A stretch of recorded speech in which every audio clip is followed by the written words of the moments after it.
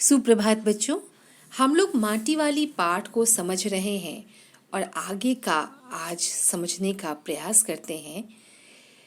शहरवासी सिर्फ माटी वाली को ही नहीं, उसके कंटर को भी, कंटर मतलब कनस्तर को भी अच्छी तरह पहचानते हैं। रद्दी कपड़े को मोड़कर बनाए गए एक गोल ढिल्ले ढिल्ले ढिल्ले का मतलब कपड़े से बांधकर जो सिर पर रखा जाता है प्रोटेक्शन के लिए, उसके ऊपर वो कंटर रखती थी माटी से भरा हुआ। तो डिल्ले के ऊपर लाल चिकनी मिट्टी से छुलबुल भरा कनस्तर टिका रहता है। उसके ऊपर किसी ने कभी कोई ढक्कन लगा हुआ नहीं देखा। अपने कंटर को इस्तेमाल में लाने से पहले वह उसके ऊपर ढक्कन को काट कर निकाल फेंकती है। ढक्कन के न रहने पर कंटर के अंदर मिट्टी भरने और फिर उसे खाली करने में आसानी रहती है। उसके कंटर को जमीन पर रखते रखते सामने के घर से 9-10 साल की एक छोटी लड़की कामनी दौड़ते हुए वहां पहुंची और उसके सामने खड़ी हो गई। मेरी माँ ने कहा है, जरा यहाँ हमारे यहाँ भी आ जाना, अभी आती हूँ। घर की मालकिन ने माटी वाली को अपने कंटर की माटी कच्चे आंगन के एक कोने पर उड़ेल देने को कह दिया। तू बहुत भाग्यवान है, चाय के टाइम पर आई है हमारे घर। भाग्यवान आए खाते वक्त वह अपनी रसोई में गई और 2 रोटियां लेती आई। रोटियां उसे सौंप वह फिर अपनी रसोई में घुस गई। माटी वाली के पास अपने अच्छे या बुरे भाग्य के बारे में ज्यादा सोचने का वक्त नहीं था। घर की मालकिन के अंदर जाते ही माटी वाली ने इधर उधर तेज निगाहें दौड़ाई। हाँ, इस वक्त वह अकेली थी, उसे कोई देख नहीं रहा था। उसने फौरन अपने सिर पर धरे डिल्ले के कपड़े के मोड़ों को हड़बड़ी में एक झटके में खोला और उसे सीधा कर दिया। फिर इकहरा खुल जाने के बाद वह एक पुरानी चादर के एक फटे हुए कपड़े के रूप में प्रकट हुआ। मालकिन के बाहर आंगन में निकलने से पहले ही उसने चुपके से अपने हाथ में थामी 2 रोटियों में से एक रोटी को मोड़ा और उसे कपड़े पर लपेटकर गांठ बांध ली। साथ ही अपना मुंह यूं चलाकर खाने का दिखावा करने लगी कि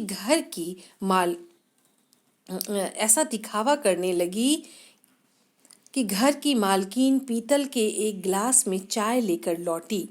उसने वह गिलास बुढ़िया के पास जमीन पर रख दिया। ले, सद्दा बासी साग कुछ है नहीं। बासी साग का मतलब कोई रात की सब्जी भी रखी हुई नहीं है। इसी चाय के साथ निगल जा। रोटी मतलब खाने को मालकिन कहती है कि चलो इसी चाय के साथ रोटी निगल जा। माटी वाली ने खुले कपड़े के एक छोर से पूरी गोलाई में पकड़कर पीतल का वह गर्म गिलास हाथ में उठा लिया। अपने होठों से गिलास के कोने को छुआने से पहले शुरू में उसने उसके अंदर रखी गर्म चाय को ठंडा करने के लिए सूसू करके उस पर लंबी लंबी फूंके मारी। तब रोटी के टुकड़ों को चबाते हुए धीरे धीरे वह चाय सुड़कने लगी, मतलब चाय पीने लगी। चाय तो बहुत अच्छा साग हो जाता है ठकुरानी जी। माटी वाली ने मालकिन को कहा, ठकुरानी को कहा कि चाय तो अपने आप में साग हो जाता है ठकुरानी जी। भूख तो अपने आप में एक साग होती है बुढ़िया। भूख मीठी की भोजन मीठा। यहाँ पर ठकुरानी कहती है कि भूख तो अपने आप में एक साग होती है बुढ़िया। और जब आदमी इंसान बच्चों भूखा होता है तो उसे रूखा सूखा जो भी दे दो बहुत स्वाद से खाता है। लेकिन अगर पेट भरा होता है तो उसमें अच्छे से अच्छे पकवान भी आप दोगे तो वह भाता नहीं है, वह अच्छा नहीं लगता। इसीलिए यहाँ कहा गया है कि भूख मीठा होता है, न कि भोजन मीठा। अगर भूख तीव्र लगी हुई हो तो कैसा भी भोजन हमें बड़ा स्वादिष्ट लगता है। सिंपल से सिंपल खाना भी हमें बड़ा स्वादिष्ट लगता है। तो तुमने अभी तक पीतल के गिलास संभाल रखे हैं। पूरे बाजार में वह जो माटी वाली है वह मालकिन से कहती है कि तुमने अभी तक पीतल के गिलास जो है संभाल कर रखे हुए हैं, पूरे बाजार में और किसी घर में अब नहीं मिल सकते ये गिलास। बच्चों, पहले पीतल के ही बर्तन घरों में चला करते थे, लेकिन धीरे धीरे इसका प्रचलन कम हुआ और अब स्टील के बर्तनों ने अपनी जगह ले ली है। यही बात जो है वह माटी वाली अनपढ़ होते हुए भी मालकिन को कहती है। इनके खरीदार कई बार हमारे घर के चक्कर काट कर लौट गए। मालकिन ने कहा कि इसके खरीदार कई बार हमारे घरों के चक्कर काट कर लौट गए। पुरखों की गाढ़ी कमाई से हासिल की गई चीज़ों को हराम के भाव मतलब कम दामों में बेचने को मेरा दिल गवाही नहीं देता।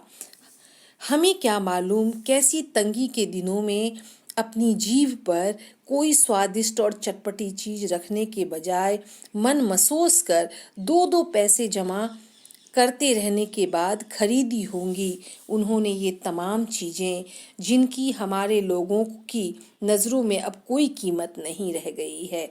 ये बात सच है कि जो हमारे पूर्वज माता पिता इतनी तंगी से परेशानी से कोई चीज़ खरीदते हैं, जो नई जनरेशन आती है क्योंकि उन्होंने वो मेहनत नहीं की है तो उन्हें उस चीज़ की कोई कद्र नहीं होती।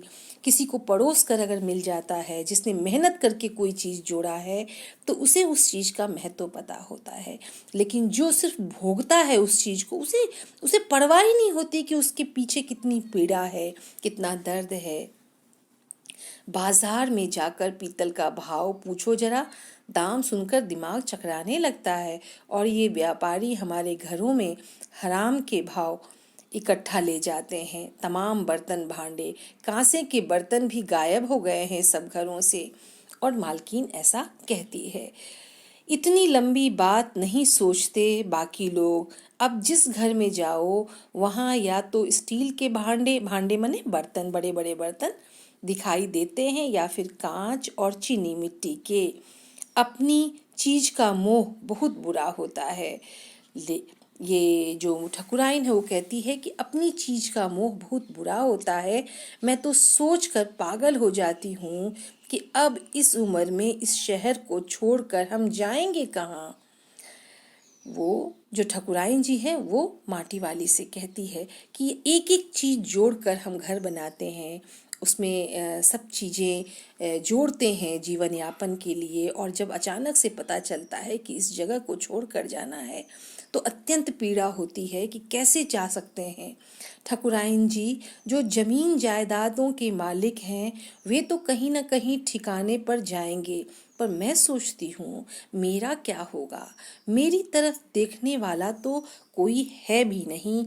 और ऐसा मालकिन जो है ऐसा माटी वाली मालकिन से कहती है।